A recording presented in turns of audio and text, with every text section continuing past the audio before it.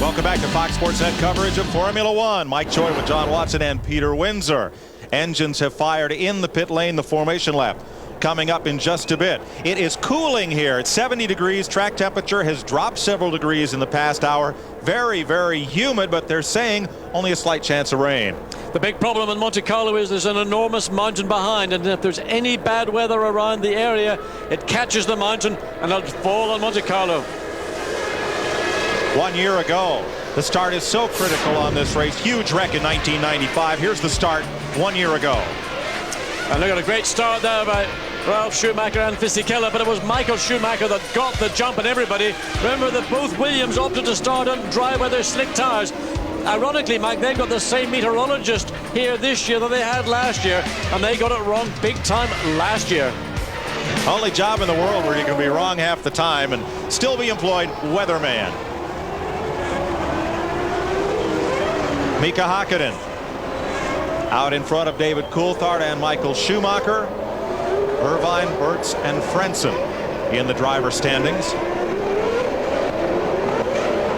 And today, 78 laps. That first one, though, John, sometimes that's the entire race here. Really it is. Into Saint-Devo. It's so crucial to not try to win the race in the first corner. You're going into a Coke bottle effect. You've just sometimes got to come to a standstill to avoid collision. Tire wear, tire compound, very interesting. Bridgestone users, the majority of those are going to run with the Prime. That's the harder compound. Principally the same with Goodyear, but Frentzen has chosen to run on the optional tire. So has Johnny Herbert. Tire wear, and particularly the rear tire wear, is the big problem, more so for Goodyear than Bridgestone. The Bridgestone runners are going to try and get away with maybe only one stop.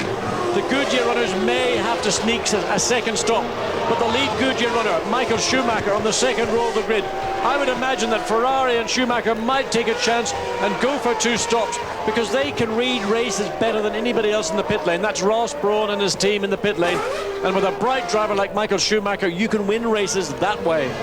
1,800 gear changes. There are 3 places on this circuit where you accelerate from second all the way to 6th gear, and all 6 gears are used on the circuit. There's one first gear corner, so tough course on gearboxes and brakes. It's very tough on the mechanics. It's also very tough on the drivers. It's a long way around, 78 laps.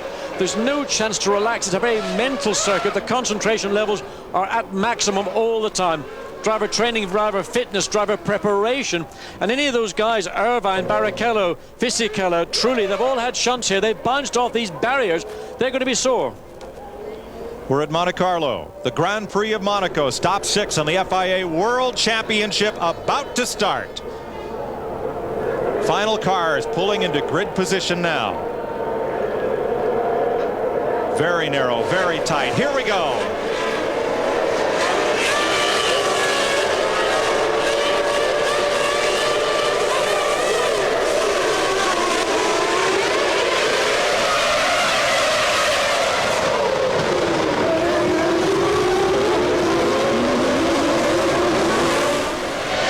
One of the Jordans bumped there, John, and they were 3 wide into the corner momentarily. Yeah, I'm saying you've really got to be careful. On the back of the grid, there's nothing to be gained whatsoever.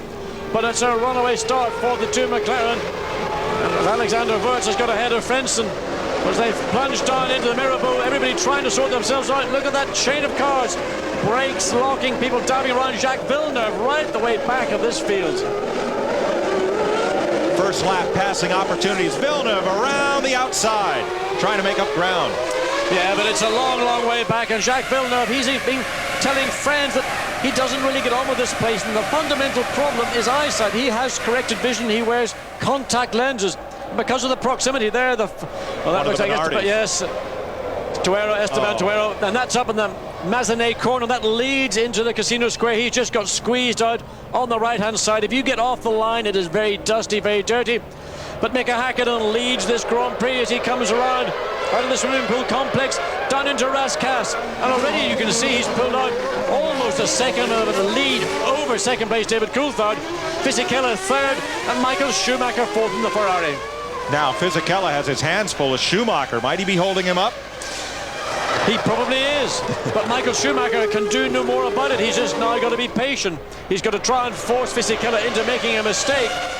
But in reality, the chances of passing as a competitive a car as the The Benetton with the Life engine is remote, but Schumacher on Goodyear tyres won here 3 times. Who's going to bet against him? McLaren Mercedes last year, Hakkinen finished 6th. That's his best finish here.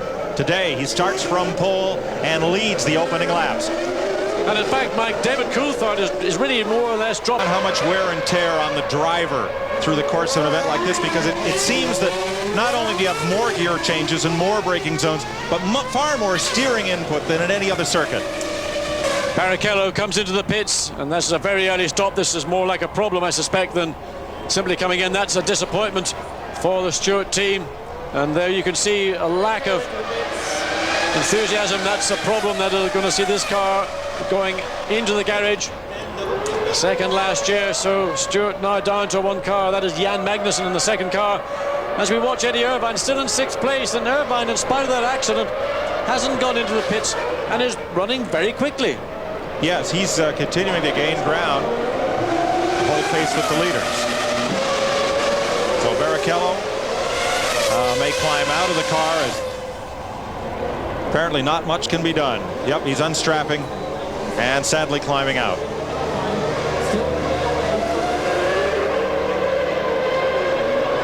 Out of the race, Esteban Tuero, Heinz-Harald Frentzen, and now Rubens Barrichello. Let's have another look at the incident between Eddie Irvine and Heinz-Harald Frentzen. Irvine will be on the inside. Well, I think Frentzen, in fact, did try to give a little bit of room, but what happened was Irvine, in squeezing through, his left front wheel hit the curb. Talking to Ross Brawn and the engineers in the team. Now here's Michael Schumacher coming up to lap. I think that's Ralf Schumacher. So this is where the problems start to begin for Mika Hakkinen. Ralf Schumacher, he will be aware that race leader's behind. He's running directly behind his teammate Damon Hill, the 2 Jordans running down in the mid-teens. So Mika Hakkinen looks to find a way past Ralf Schumacher. Ralf stays in the left. Mika pulls up, gets past on the right. Perfect rules, perfect judgment from Ralf Schumacher. Now the 96 world champion is going to be lapped, as we see Takagi in the Tyrrell in the pits. Now this is pretty close to a scheduled stop, but I don't know why a team like Tyrrell, starting at the back of the grid, they'd want to do a 2-stop race. 9-second stop for Takagi, who was 9th quickest in this morning's practice.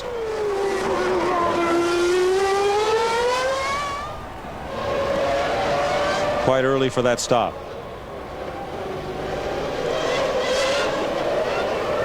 Esteban Tuero taking the long walk back, and it is indeed a long walk here because you have to kind of follow the circuit and the guardrail round. Well, he's certainly going in the scenic route, and it's a problem to get back. Remember, he went off just prior to the entry into the casino, and to walk down to the pits in straight line terms, it's not very far. But of course, once the Grand Prix is underway, you can't do it straight line. He might have had better luck staying at the casino than he's had out on track today. David Coulthard rolled snake eyes as Hakkinen dispatches Damon Hill. Coulthard said sudden engine failure is what took him from the race without warning. That's what we saw in picture. Under brakes into the chicane, suddenly cloud of smoke, a flash of flame, the car squirming as the oil and water got under the rear tires, and a very, very disappointed David Coulthard with that retirement. So Mika Hakkinen leads the Grand Prix of Monaco. Giancarlo Fisichella and Michael Schumacher continue to battle for 2nd place. Alexander Wurz is 4th. You're watching Fox Sports Net coverage of Formula One. Coverage of FIA World Championship Formula One overtaking. But let's look at it again. Schumacher makes the room. He squeezes Wurz out to the left. Wurz comes in, but he gives him room. There's contact. Right front, left, and then bang again. Wurz now gets on the power, shoots down the inside into the first part of the portiere. But Michael Schumacher has the position again. Contact. Schumacher pushes Wurz out to the left. We're seeing a real motor race between these two guys. A young rookie, first time at Monte Carlo, and a 3-time winner. What entertainment. John, can you believe that neither of those 2 cars was damaged? We don't know that. There is Michael Schumacher into the pits. There may well have been damage as a result of that contact. Remember, he's been into the pits, and that is the race. He shut it down. Oh. Jarno Trulli goes out. young Italian, but that is end of the day for Michael Schumacher. No. We saw contact on 3 separate occasions. Well, Michael Schumacher was the man that came from behind. He put the pass on Wirtz. Wirtz responded. And you know, at the first contact, John, he did not appear to be fully alongside Wirtz. He had the inside of the corner. Now he's climbing back in. I think the team have said, get back into the car. We may be able to get you back out in this race. The damage may be something we can repair very quickly. It could be one of the rear links in the suspension. Remember 1996 here, when a late race crash left only 4 cars running at the finish. So the chance of Ferrari finishing in the points with this car, still a slim chance. There is always a chance of getting a single point. But you can see the pandemonium that's set in. Oh, there we go, cutting back. Oh, and that's the problem. Something on the back of the Ferrari. Oh, the left rear. No, it's the left rear suspension is broken. One of the links, the toe link on the left rear. There's also wheel damage and tire damage as well. So the penalty that Michael Schumacher paid in going hardball with Alexander Wirtz has cost him certainly a podium position. Clearly points this afternoon. And Mika Häkkinen, if he continues as he is going to run away. Michael Schumacher currently on 24 points. Now they're replacing, it looks like, the upper and lower wishbones of that left rear suspension. Yeah, that snapped as he came through the swimming pool complex. Very fortunate Michael Schumacher kept the car off the barriers. No, I'm sorry, the upper wishbone is still there. It's the lower, there's 2 links in the bottom of the suspension. And it's one of those that snapped off. And as I say, Michael did a fantastic job to keep that car away from the barrier. The team working to get him back in the race, but he's going to lose maybe 5 laps in total. Is that a rear strut or a toe link there, John? I can't really tell. Let's show you the incident one more time and see where the contact that knocked that car from the race occurred. Okay, coming into the Lewis hairpin, Michael makes ground. He comes in. Wirtz gives him as much room as he can. Again, Michael is forced out into Wirtz. Then Wirtz comes back, but it's the contact on the left rear that we're concerned about. And this is where it must be here. Oh yes, you can see the left rear to right rear. The damage on the left rear of Schumacher's car occurred there on the Poitiers corner. It finally broke as they came through the swimming pool complex. So now the Benettons occupy 2nd and 3rd behind Mika Häkkinen and Alexander Wirtz. Oh, that's Fisichella. Wirtz. Now he had that contact with Michael Schumacher. Maybe that's the result for him. He's had a massive accident as he came down. I think that's out of the tunnel, down into the braking into the chicane. And you can see the damage to the front of the car. Here it is, watch. Oh, he hit the barrier on the inside.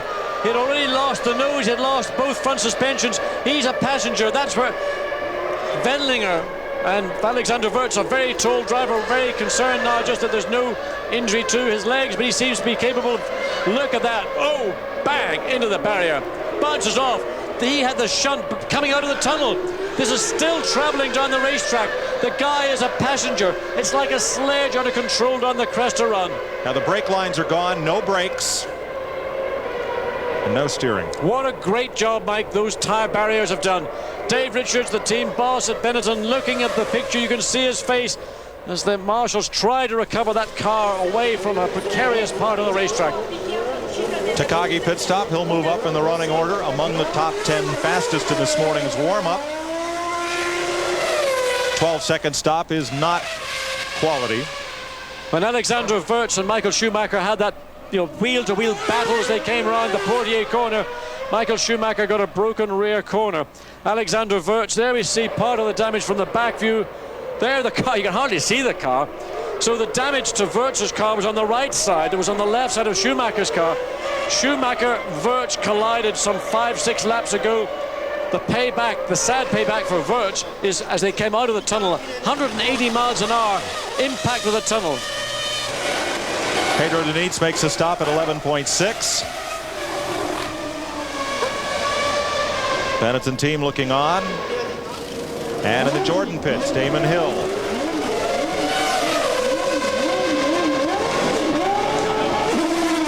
Good stop, 8.5 seconds. That's how it should be done. That's probably the best result the Jordan team are going to have today. A superb effort by the guys. Out of the race, Frentzen, Verts, Coulthard, who started second, Ralph Schumacher, both Stewarts for Barrichello and Magnussen, and Tuero have all gone by the wayside. So Mika Hakkinen continues to lead here in Monte Carlo. We'll be right back. You're watching Formula One racing on Fox Sports Net. Hakkinen and McLaren Mercedes continue to dominate the Grand Prix of Monaco, but there's been action aplenty behind him. While we were away, Jacques Villeneuve finally made a long-awaited pit stop in the Winfield Williams, got out in 7.5 seconds with a light load of fuel to finish this race, and Jean Alesi surrendered 4th place when he brought his Sauber Petronas to pit road for his final service of the day. Mika Salo moves up then to 4th place. And Villeneuve came back on track and retained his 6th place ahead of Pedro Diniz. Yeah, certainly a very interesting strategy from the Williams team. They decided that just let him stay out, let Villeneuve stay out there, just do the laps, go as deep into the race as we can before we need to stop. They came in, they only had to put a small load of fuel on board. It was the quickest stop so far this afternoon, 7.5 seconds.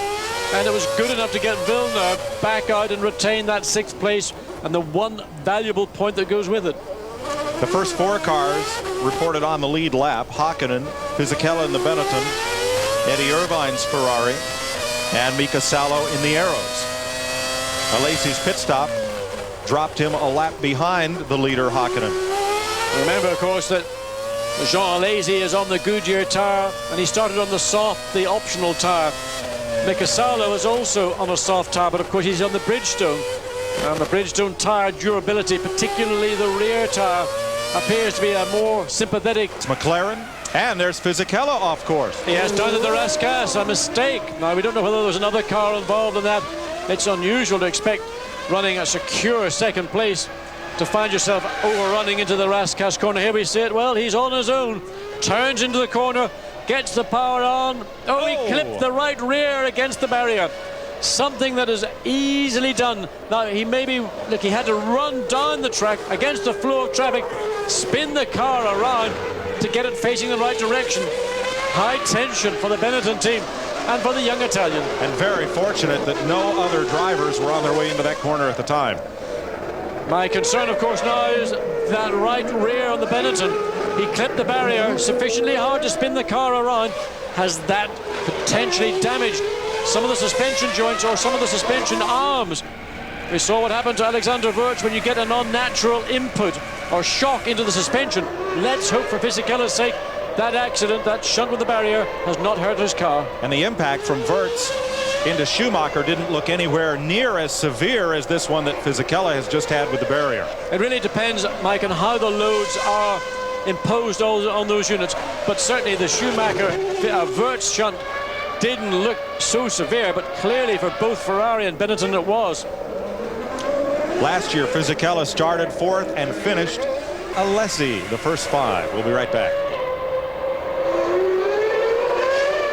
On circuit, watching Damon Hill, who is a lap back in 9th.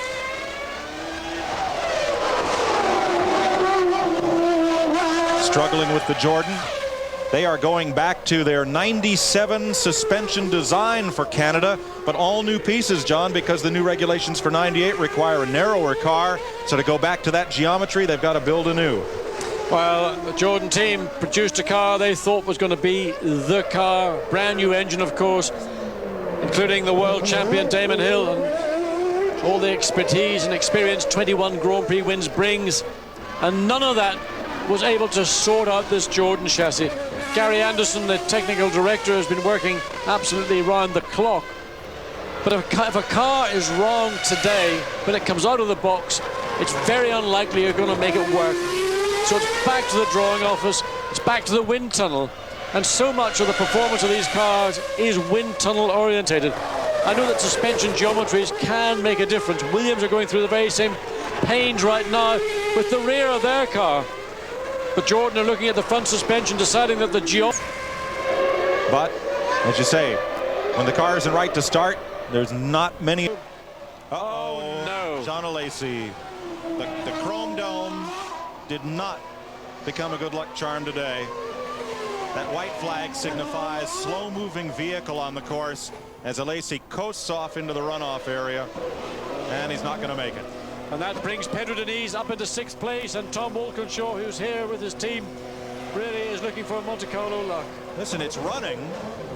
That's hydraulics. I think there's no gear change. That's what I was talking about all the time. He's just lost the ability to select gear. So Jean Alesi in a very, very dangerous spot. The waved yellow flags all the way back at the entry to the swimming pool complex indicate there's a car in trouble. That will be craned away. There are cranes all around the circuit to lift these cars to safety. But in the meantime, Alesi's got to get out. I mean, a great drive by the Frenchman. And what disappointment. His new one-off silver helmet. There you can see now exhaustion and emotion takes over. On his knees saying, what have I got to do? He knew he had a problem. We could see it. It was clearly a hydraulic fluid that was causing the car to blow out smoke. And finally, without any fluid in the system, you can't change gear. The engine also stops as a result of that. Although it's on a preset, it allows it to take over, but no more. And you can just see how tired a driver gets manhandling a car for 78 laps around this circuit. So Alesi, a wave to the fans on board the yachts. And he'll walk back to the paddock. What a shame.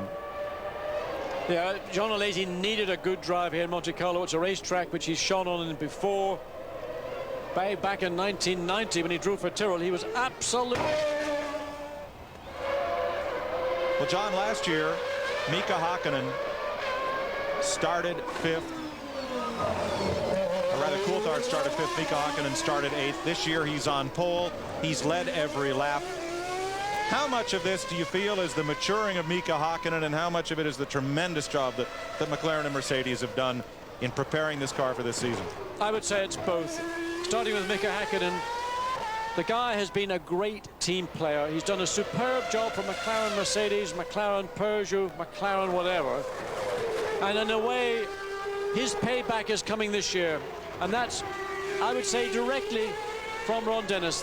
Ron Dennis runs this team like Enzo Ferrari ran Ferrari. But McLaren themselves have pulled themselves out of being uncompetitive in 94, 95. They showed form in 96. But this year, since Adrian Newey has joined the team, since Mercedes have refined even further their superb V10 engine, they've just got the package right. But Mika Hakkinen, to me, was the driver who was always going to be that margin ahead of his teammate David Coulthard, partly unconsciously in the team, but because I know this guy a long time, I like him a great deal. I've got a tremendous sympathy and admiration for him, and in particular after that appalling accident he had in 1995 in Adelaide. He almost lost his life. He came back from that. He battled physically, he battled psychologically, but in 98 is his year of reckoning. And if we leave this race with Mika Hakkinen a winner, he will have a 17-point advantage on his teammate David Coulthard. Demoralizing for Coulthard, but wonderful for Hakkinen. Now, we just saw the gap from 1st to 2nd. It's dwindled to 15 seconds.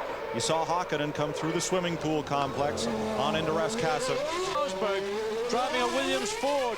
In difficult conditions, he took a win. Now, Mika Hakkinen. Last McLaren win here, 1993. Ayrton Senna. Checkered flag. Mika Hakkinen returns McLaren to the podium, top of the podium here, and the first win for Mercedes in this modern era. McLaren wins for powered by TAG, by Honda, by Ford, and now by Mercedes.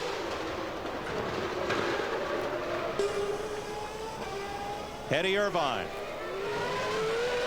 Schumacher trying to finish. Eddie Irvine will come home 3rd. Here is Schumacher, 2 laps down. We'll be back with you in a moment on Fox Sports Net. It's brought to you by Bridgestone, the next revolution in tires. 4th win of 1998 for Mika Hakkinen for McLaren. Giancarlo Fisichella for Benetton. Eddie Irvine for Ferrari. Mika Salo for Arrow. Jacques Villeneuve for Williams. 5 makes in the first 5. Pedro Diniz, Johnny Herbert, Damon Hill, Shinji Nakano, Michael Schumacher 10th, Toro Takagi, and Jean Alesi also classed as a finisher in 12th. Mika Hakkinen, John, looks like he's celebrating perhaps the most satisfying win of his career. I think this is the most magical moment for Mika Hakkinen. Look at the body language. Absolutely fantastic. This kid has waited such a long time. He lives in Monte Carlo, and there His Serene Highness Prince Rainier must be delighted to have a Monaco resident win his home Grand Prix. He celebrated with smoke shows all the way around the circuit, slowing down, lighting up the tires to the delight of the crowd on his cool-off lap.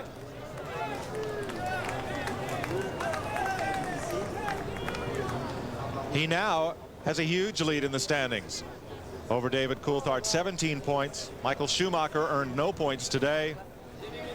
Eddie Irvine, Alexander Wirtz, the first 5. And McLaren Mercedes expands their lead in the Constructors' Championship. 75 to Ferrari's 39. Williams, Benetton, Sauber, and Arrows. Must be a pretty great day to win in Monte Carlo, John. I think winning at Monte Carlo has got to be the best. As we mentioned at the top of the program, it's one of the classics, if not the classic Grand Prix. Everybody, Jackie Stewart said he wanted to win it. Niki Lauda said he wanted to win it. Mika Hakkinen also can now say, I have won the Monaco Grand Prix. Fantastic. The royal family greeting the top 3 finishers and representatives of McLaren and Mercedes. Prince Albert congratulating our winner.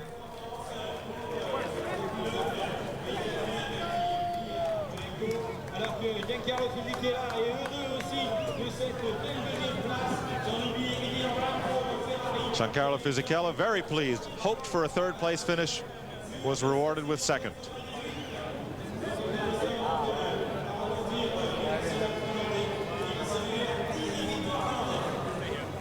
And Eddie Irvine equals his season's best.